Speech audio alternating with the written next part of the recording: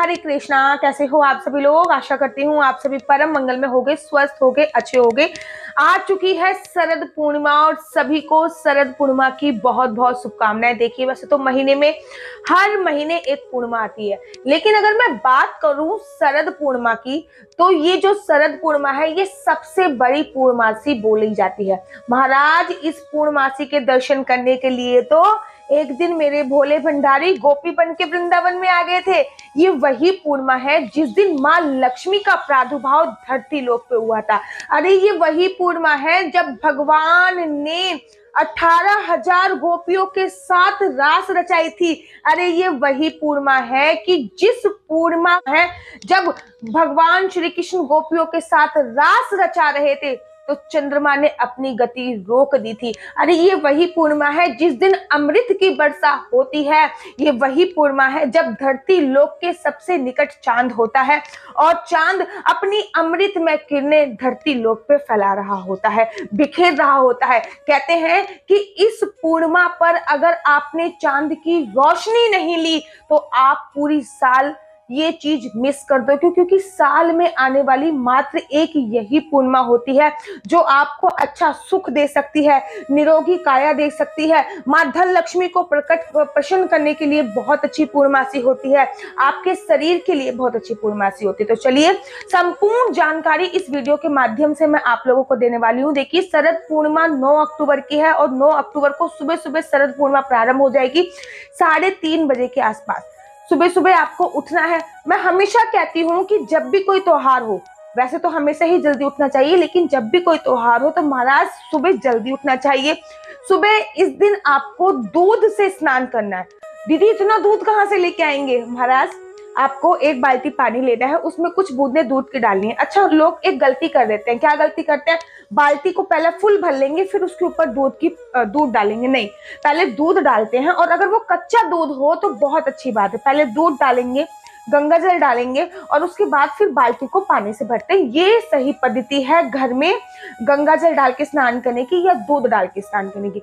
उसके तत्पश्चात आपको श्वेत वस्त्र धारण करने हैं, अर्थात सफेद रंग के कपड़े धारण करने हैं। अगर आपके ससुराल में सफेद रंग के कपड़ों की पहनने की मनाही है, बहुत लोगों के ससुराल में, तो आप कम से कम एक सफेद रंग की चुन्नी उस दिन जरूर धारण कर लीजिए। आप पीले रंग के वस्त्र धारण कर लीजिए, ठीक है, या फिर सफेद रंग का एक कपड़ा ही अपने हाथ में बांध लीजिए या पॉकेट में रख लीजिए, लेकिन श्वेत रंग आपके पास होना चाहिए उस दिन। उस दिन आपको अपने बाल गोपाल, लड्डू गोपाल को भी सफेद रंग के कपड़े पहनाने हैं, या फिर सिल्वर के, मैं ये कह सकती हूँ जो सिल्वर कलर होता है, आप उस रंग का भी चयन कर सकते हैं, क्योंकि श्रीधाम वृंदावन में समस्त प्रतिभाएं इस दिन श्वेत रंग के वस्त्र धारण करती हैं। चाहे वो बाके बिहारी हो, चाहे राधा वल्लभ हो, चाहे राधा दामोदर हो, तो सभी लोग सफेद रंग के वस्त्र धारण करते हैं श्रीधाम वृंदावन में भी। और सभी प्रतिमाएं, जितनी भी प्रतिमाएं हैं भगवान की, वो भी श्वेत रंग के वस्त्र धारण करते हैं। आपको कन्हैया जी को श्वेत रंग के वस्त्र धारण करने हो सके तो कन्हैया जी को पंचामृत से स्नान करा रहे हैं। उसके बाद कन्हैया जी को जो भी आप खाने की चीजें दे रहे हो ना, उसमें श्वेत चीज जरूर होनी चाहिए। आपको भी सबसे पहले डाइट की श्वेत चीज लेनी है, जैसे कि दूध ले सकते हो आप, ड्राई फ्रूट्स में काजू ले सकते हो, गोला ले सकते हो। तो ये जो श्वेत चीजें हैं ये आपको सबसे पहले डाइट में लेनी है, इस बात का आपको ध्यान रखना है। अगर आप पूर्णमासी का व्रत प्रारंभ करना चाहते हो तो इस दिन आप पूर्णमासी का व्रत भी प्रारंभ कर सकते हो। नहीं तो देवउठनी एकादशी के बाद जो पूर्णमासी आती है, आप उस पूर्णमासी पे भी व्रत का प्रारंभ कर सकते हो, लेकिन ये पूर्णमासी भी बहुत बड़ी पूर्णमासी होती है, तो इस पूर्णमासी पे भी आप शरद पूर्णिमा का जो व्रत है वो प्रारंभ कर सकते हो। देखिए, इसी दिन से कार्तिक स्नान भी प्रारंभ होता है, तुलसी पूजा, दीप दानम, कीर्तनम, सभी चीज इसी टाइम से प्रारंभ हो जाती है, इसी पूर्णिमा से। तो आपको कार्तिक स्नान कराना है तो फिर ये भी इसी पूर्णिमा से स्टार्ट करनी है। तुलसी की परिक्रमा करनी है तो भी इसी पूर्णिमा से स्टार्ट करनी है। तुलसी पर दीप दान करना है तो भी इसी पूर्णमासी से स्टार्ट करना है। तो ये पूर्णिमा बहुत बहुत ज्यादा आप लोगों के लिए जरूरी है। तो पूरे दिन भगवान के नाम का कीर्तन कीजिए। अच्छा, और शाम को कुछ चमत्कारी उपाय हैं जो मैं आपको बताने जा रही हूँ, वो जरूर कीजिए।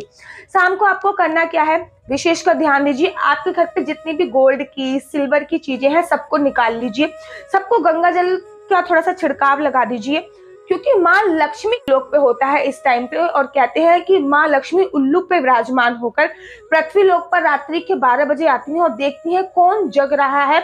जो जगता है वो पाता है, जो सोता है वो होता है। तो माँ लक्ष्मी का प्रादुर्भाव भी इसी पूर्णमासी पे हुआ था। तो आपकी जितनी भी सोने चांदी की चीजें हैं, जब आप छत पर जाओ चांद की किरणें लेने के लिए, चांद की किरणें लेने के लिए जब छत पे जाओ चांद की अमृत में किरणें लेने के लिए, तब वो गोल्ड की ज्वेलरी आप अपने साथ ले जाइए, कुछ देर पहनिए या फिर एक सुंदर सा आसन बिछा के उस पर लगा दीजिए, उस पर रख दीजिए, ताकि वो भी चार्ज हो सके। ठीक है ना। लोग, एक मैं आपको स्टोरी बता, मेरे को किसी ने बताया कि दीदी पहले हमारे पास बड़ा गोल्ड हुआ करता था, बड़ा सोना हुआ करता था, एक बार ऐसा कुछ टाइम आया कि सब कुछ सोने चांदी की चीजें सब कुछ हमारे से चली गई। तो मैंने कहा भाई मुझे ये बताओ कि आपका जो गोल्ड था वो तिजोरी में रखा रहता था? हाँ। मैंने कहा कभी उसको निकालते थे? नहीं दीदी कभी नहीं, क्योंकि था ही इतना ज्यादा, तो कभी निकालने की नंबर ही नहीं आता था। 2-3 साल में एक बार किसी की शादी हुई तब पहन लिया बस। ये गलत बात है। माता लक्ष्मी को पैक करके रख दोगे, कभी ना कभी तो निकालना चाहिए ना। जैसे कि शरद पूर्णिमा पे निकालो, अक्षय तृतीया पे निकालो, कुछ देर के लिए पहनो। मैं ये नहीं कह रही कि पहन के आप मार्केट चले जाओ, और ये कुछ देर के लिए घर पे पहनो, उस पे हल्दी की थोड़ी छींटे लगाओ, उस पे गंगा जल की छिड़काव करो, चांद की रोशनी दिखाओ उसे, कभी सूरज की रोशनी दिखाओ, अक्षय तृतीया पर सूरज से चार्ज करो, और शरद पूर्णिमा पे चांद से चार्ज करो। तो आपके घर पे जितनी भी सोने चांदी, ये मत करना भैया छत पे रख के आ जाओ।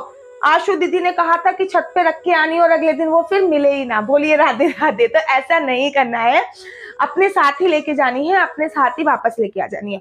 ठीक है। खीर बनाना इस दिन बहुत ज्यादा जरूरी होता है। लोग कहते हैं दीदी खीर किस समय पे बनाए? खीर आप बनाने लग जाइए, 7 बजे से खीर बनाना प्रारंभ कर दीजिए। कांसे का कोई बर्तन है तो उसमें खीर बनाइए। बेसिकली एल्युमिनियम में खीर नहीं बनानी है, ना लोहे की कढ़ाई में बनानी है, इस बात का ध्यान रखना, क्योंकि लोहे का और चांद का कनेक्शन कट होता है, बिल्कुल भी कोई कनेक्शन नहीं है। शनि का और चंद्रमा का कोई कनेक्शन नहीं है। ठीक है। तो कोशिश कीजिए कांसे में बनाएं। देखिए चांदी के बर्तन तो आज के जमाने में किसी के पास भी नहीं होते, कांसे के तो बिल्कुल मिल भी जाएंगे। मेरे पास भी कांसे की कढ़ाई है। कोशिश कीजिए कांसे में बनाए। अगर कांसे का नहीं है तो स्टील का उपयोग करें। आप उसमें एल्युमिनियम का बिल्कुल भी उपयोग मत करिए, और लोहे का तो बिल्कुल भी मत उपयोग कीजिए। ठीक है। जब वो खीर ठंडी हो जाए तब आपको उसको लेके जाना है छत पे, और तब आपको उसको खीर को रखना है। बेसिकली कोशिश कीजिए कि 9 बजे से लेकर 12 बजे तक वो खीर छत पे रखी रहे, क्योंकि जो 12 बजे का समय होता है, जो टाइम होता है, उस टाइम पे जो चांद होता है वो अपनी 16 कलाओं से परिपूर्ण होता है। तो रात को 12 बजे आपको छत पे होना बहुत ज्यादा जरूरी है, इस बात का ध्यान रखना है। ठीक है। चांद की पूजा अर्चना वंदना करनी है। ठीक है। चांद की पूजा अर्चना वंदना कैसे करनी है? आपको एक थाली में पानी लेना है, और पानी में चांद के दर्शन करने हैं, और उसमें हल्का सा कुमकुम छिड़कना है, थोड़ा सा दूध छिड़कना है, और चांद की पूजा अर्चना करना है। वो पानी बाद में आप अपने घर पे भी उस पानी का छिड़काव कर सकते हैं। उस पानी को आप एक बोतल में भर के भी रख सकते हैं, ताकि टाइम टाइम पे वो पानी जो होता है ना, पूरा सा चांद के अमृत से चार्ज हो चुका होता है, अर्थात वो भी अमृत के समान तुल्य हो चुका होता है। लगातार 21 दिन तक आप वो उसको अपने घर पे छिड़कते हैं, तो किसी भी प्रकार की नकारात्मक ऊर्जा आपके घर पे रहती ही नहीं है। ठीक है। अगर वैसे ना चांद को आप पूजा कर पाए तो एक लोटे में पानी ले लीजिए, लोटे में थोड़ा सा कच्चा दूध। देखिए जब भी चांद को अर्घ देते हैं या फिर जल देते हैं तो कच्चे दूध का उपयोग करते हैं। थोड़ा सा अक्षत और थोड़ी सी चीनी डाल के आपको चांद को अर्घ देना है। कोशिश कीजिए वो पानी आपके पैरों पे ना पड़े, इस बात का ध्यान देना है। अब आप कहोगे दीदी चांद को अर्घ कब देना है? चांद को अर्घ तब दिया जाता है जब चांद निकल रहा होता है। ठीक है। चांद बूढ़ा नहीं होना चाहिए, बूढ़ा इन द सेंस प्रॉपर मात्रा में नहीं निकलना चाहिए। जैसे ही निकल के जिसकी लालिमा निकल चुकी हो, उसी टाइम पे आपको चांद को अर्घ दे देना होता है, और उसके बाद आपको चांद की रोशनी में बैठ जाना होता है। अच्छा, जिनकी आई साइट बहुत ज्यादा वीक है, आंखें बहुत ज्यादा कमजोर है, वो सुई धागा लीजिए और चांद की रोशनी में डालने की कोशिश कीजिए। ठीक है। नहीं डलेगा फिर डालने की कोशिश कीजिए, और आप उस टाइम पे चांद को त्राटक कीजिए। चांद का त्राटक कैसा होता है?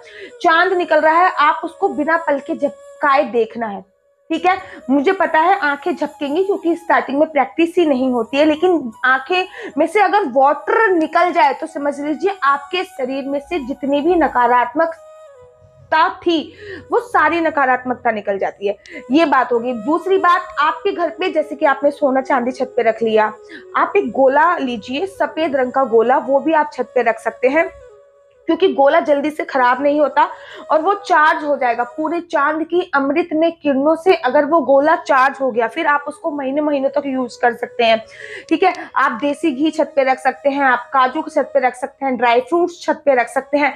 जिस भी चीज को आपको चार्ज करना है, चाहते हो कि ये अमृत तुल्य हो जाए, वो चीज छत पे रख सकते हैं। पेड़ चीज होगी ना तो बहुत ज्यादा सर्वोत्तम मानी जाएगी। आप अपना लैपटॉप हो गया, लैपटॉप इत्यादि हो गया, जो आपका वर्किंग का सामान है, जैसे कि कोई टीचर है तो पेन वगैरह जो होते हैं वो होएगा। कोई मेरे हस्बैंड डिजिटल मार्केट में है तो उनका लैपटॉप ही सब कुछ है, वो लैपटॉप को रखेंगे। तो ऐसे ही आपकी जो भी पोस्ट है, जैसे कि कोई गायन वादन का काम करता है तो अपनी हारमोनियम, ढोलक इत्यादि को रख सकते हैं। ठीक है, अगर कोई किसान है तो वो अपने हथौड़े फावड़े को भी रख सकते हैं। तो आपकी जो भी वर्किंग का सामान है वो उसको भी आपको एक चद्दर बिछा के वहां पे रख के चांद की रोशनी में रख के आना है। इस बात का आपको ध्यान करना है। अच्छा, एक चीज मैं आपको चमत्कारी उपाय में आपको बता देती हूँ। इस दिन आपको एक बांसुरी जरूर लेनी है। पूरे दिन तो वो कन्हैया जी के पास रख लीजिए। मेक श्योर कि बांसुरी सफेद रंग की हो या सिल्वर कलर का उसमें डिजाइन हो रखा हो। तो पूरे दिन आप मोर के पंख वाली बांसुरी लेनी है। पूरे दिन आप अपने लड्डू गोपाल के पास रखिए और पूरे दिन के बाद शाम को जैसे ही चांद निकले तो वो आप अपनी चांद के पास रख दीजिएगा और उसको चार्ज होने दीजिएगा कम से कम 12 बजे तक, रात को 1 बजे तक। अब बांसुरी तो कोई उठा के नहीं लेके जा रहा है ना, तो चार्ज होने दीजिए। उसके बाद वो आप अपने घर पे लाके घर के मुख्य द्वार पे टांग दीजिए। पूरे साल आपके घर में किसी भी प्रकार की नकारात्मकता नहीं आएगी। इस बात का आपको ध्यान रखना है। साथ ही के साथ आपको इस चीज का भी ध्यान रखना है कि लक्ष्मी माता का इस दिन प्रादुर्भाव हुआ था।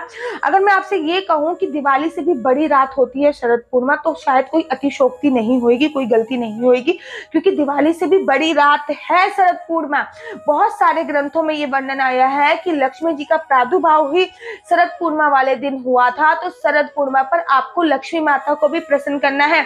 और लक्ष्मी माता ऐसे नहीं प्रसन्न होती महाराज। लक्ष्मी माता को प्रसन्न करने के लिए आपको आपके घर में अगर कैश पड़ा हुआ है, जो भी कैश आपके घर पे रखा हुआ है, उस कैश को निकाल के भी छत पे लेके जाना है। अब भैया एक सूटकेस भर के कैश तो किसी के घर पे नहीं होगा, थोड़ा बहुत कैश जितना भी होगा आपके घर पे उसको ले जाके छत पे लेके जाना है। अगर आपकी कुछ ऐसी होती है जिसकी फ्लैट्स वाली छत है तो ऑब्वियसली बात है इतनी सारी चीजें आप लेके नहीं जा सकते हो, तो आप अपनी बालकनी पे भी रख सकते हो, लेकिन चांद की रोशनी आनी चाहिए, इस बात का आपको ध्यान रखना है। आप अपनी पासबुक हो गई, बैंक के कागज हो गए, बच्चे जो अपनी विद्या की देवी सरस्वती अर्थात किताबें वगैरह लेके जा सकते हैं, किताबें वगैरह रख सकते हैं। अच्छा, एक उपाय और मैं आपको बता रही हूँ। फिटकरी का जो उपाय है वो आपको करना है। फिटकरी आपको लेके आनी है और फिटकरी आपको छत पे पूरे दिन रखी रहने देनी है और पूरी रात भी रख देनी है। आपको आप कहोगे दीदी पूरे दिन का क्या मतलब है? अर्थात वो सूरज से भी चार्ज हो जाए और वो चंद्रमा से भी चार्ज हो जाए। उसके बाद फिटकरी को एक सफेद कपड़े में बांधते घर के किसी भी कोने पे टांग दीजिए। कोई किसी भी वाइब्रेशन से आपके घर पे आए, फिटकरी इसको एब्जॉर्ब कर लेगी और उसकी वो वाइब्रेशंस यहाँ पे काम नहीं करेंगी। ये बहुत ही ज्यादा मैजिकल उपाय है। इस दिन आपको रात्रि को मतलब शाम को जब आप पूजा करने बैठो, जैसे कि शाम का जो दिया बाती करते हो, तो उस टाइम पे घी का दिया जरूर प्रज्वलित करो। केसर डाल के लाल कलावे में आपको घी का दिया, तिल के तिल का भी कर सकते हो, लेकिन घी का करोगे तो सर्वोत्तम है, क्योंकि माता लक्ष्मी को घी की खुशबू, कपूर की खुशबू अपनी तरफ वो आकर्षित करती है। तो एक घी का दिया प्रज्वलित करो, वो माता लक्ष्मी के नाम का ही होना चाहिए और कम से कम वो 12 बजे तक या फिर 1 बजे तक जले, ऐसा आपको घी का दिया प्रज्वलित करना है। उसमें आपको थोड़ा सा केसर जरूर डालना है। अगर केसर ना मिले तो आप गुलाब का केवड़े का इत्र भी डाल सकते हैं। इस दिन अपनी बॉडी पर, अपने शरीर पर, रात्रि का समय हो चाहे दिन का समय हो, गुलाब का इत्र आपको जरूर लगाना है, क्योंकि इत्र माँ लक्ष्मी को अपनी तरफ आकर्षित करता है। अच्छा, इस दिन आप एक मैजिकल वाटर बना लीजिए और उसको चार्ज जरूर कर लीजिए। मैजिकल वाटर क्या होता है वो भी मैं आपको बताती हूँ। आपको एक स्प्रे वाली बोतल लेनी है, होगी आपके घर पे स्प्रे वाली बोतल, अगर नहीं हो तो खरीद लीजिएगा मार्केट से। उसमें आपको गंगा जल डालना है, उसमें आपको गुलाब जल डालना है, उसमें आपको केवड़े का इत्र डालना है, उसमें आपको थोड़ा सा नमक डालना है।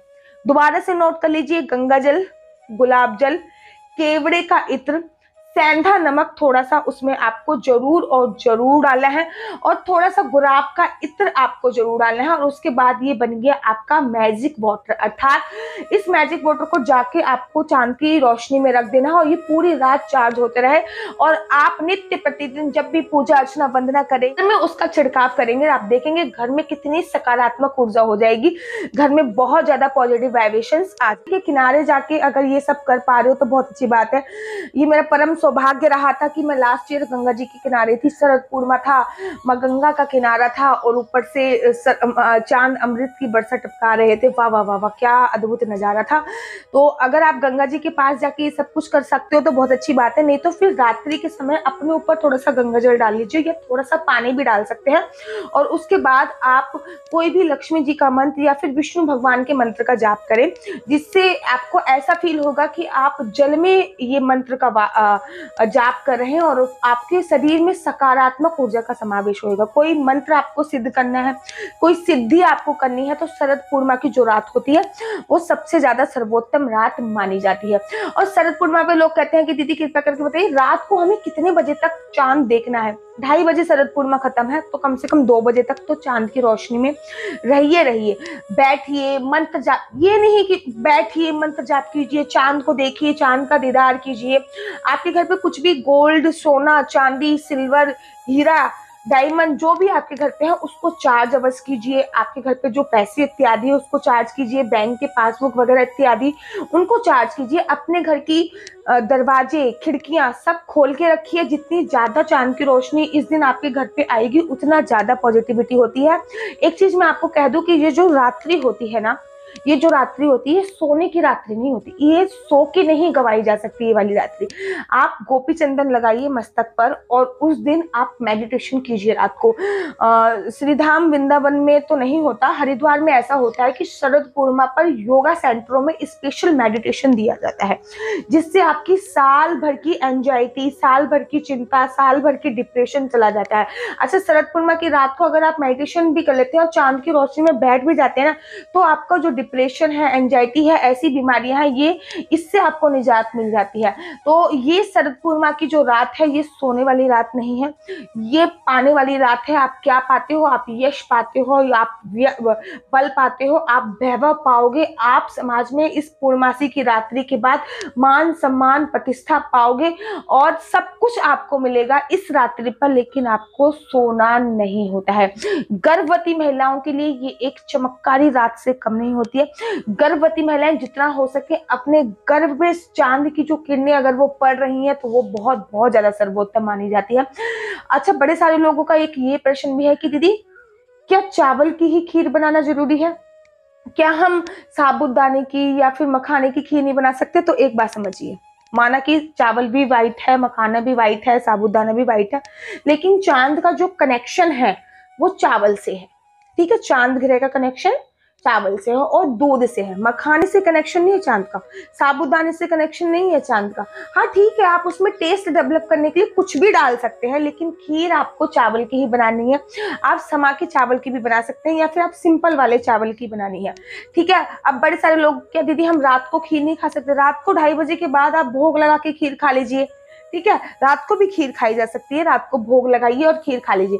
क्या हम अपने लड्डू गोपाल को भी छत पे लेके जा सकते हैं? डेफिनेटली आप अपने लड्डू गोपाल, बाल गोपाल को छत पे लेके जाइए, बाल गोपाल को दर्शन कराइए। उस दिन बांके बिहारी जी की भी छठा पे भी छवि पर भी कन्हैया जी की छवि पर भी चांद का जो दीदार होता है वो बहुत ही ज्यादा अद्भुत होता है। तो ये पूरे के पूरे क्वेश्चन आप लोगों ने कुछ पूछे थे, उसकी मैंने आंसर दे दी है। अगर आप लोगों की और भी कोई प्रश्न हो, तो आप मेरी इंस्टाग्राम आईडी डॉक्टर आशु दीदी पे कमेंट कर सकते हैं, मुझसे पूछ सकते हैं। मैं जब भी मेरे पास समय मिलेगा तो मैं आपको आंसर देने की पूरी कोशिश करूंगी। और अगर आपको मेरी वीडियो अच्छी लगती है तो आप अपना यूट्यूब बोल को लाइक शेयर सब्सक्राइब करना बिल्कुल भी मत भूलिए। तब तक के लिए मुझे दीजिए इजाजत। राधे राधे, हरे कृष्णा।